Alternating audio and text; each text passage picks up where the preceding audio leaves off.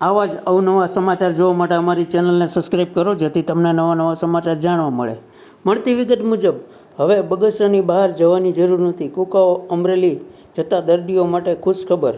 બગસરા સામૂહિક આરોગ્ય કેન્દ્રમાં ડાયાલિસિસ કેન્દ્રનો પ્રારંભ કરવામાં આવશે. આવતીકાલે 10 કલાકે ધારાસભ્ય જેવી કાકડિયા અને જિલ્લા ભાજપ પ્રમુખ અતુલ કાનાણીના વરદ હસ્તે આ ડાયાલિસિસનો ઉદ્ઘાટન કરવામાં આવશે, જેમાં આસપાસના તમામ દર્દીઓને આ ડાયાલિસિસનો લાભ લેવા વિનંતી છે. રિપોર્ટર સમીર વિરાણી, બગસરા.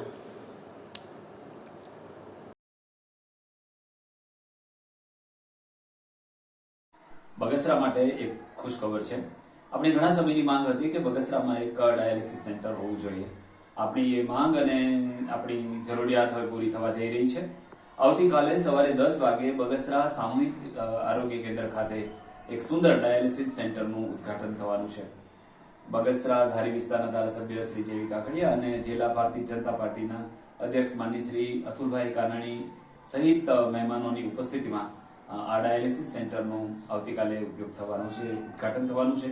બગસરાની જનતા માટે કિડનીના અને એને લગતા રોગો માટે ડાયાલિસિસ કરવા માટે હવે અન્યત્ર જવાની જરૂર નહીં પડે અને સરકારી આ સુવિધા ગ્રામજનો માટે ઉપલબ્ધ થઈ રહી છે. ત્યારે બગસરા વાસીઓને પણ હું વિનંતી કરું છું કે કિડનીને લગતા રોગો અને ડાયાલિસિસની જરૂરિયાત હોય તેવા રોગો માટે આપણા સામૂહિક આરોગ્ય કેન્દ્રની અવશ્ય મુલાકાત લે અને આ સુવિધાનો લાભ લે.